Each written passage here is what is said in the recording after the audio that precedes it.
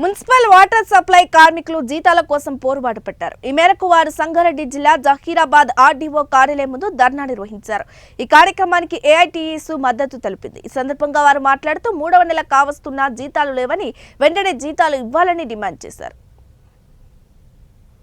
జరుగుతున్న విషయం ముఖ్య ఉద్దేశం ఏమంటే, ఈరోజు గత 2 నెలలుగా మున్సిపల్ వాటర్ సప్లై వర్కర్స్కి మరి వేతనాలు ఇవ్వడంలో అధికారుల మొండి వైఖరి ఉందని చెప్పేసి ఈరోజు మేము ఏఐటీసీగా డిమాండ్ చేస్తూ ఉన్నాం.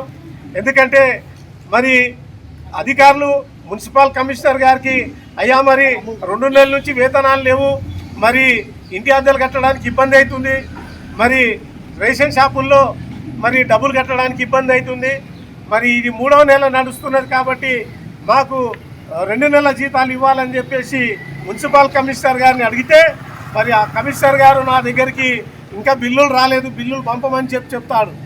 అదే విషయమై వాటర్ సప్లై ఏఈడి గారిని వివరణ కోరితే జీతాలు మాకెందుకు అడిగినారని చెప్పేసి వాదన. అసలు వర్కర్లు మున్సిపల్ కార్యాలయంకు సంబంధించిన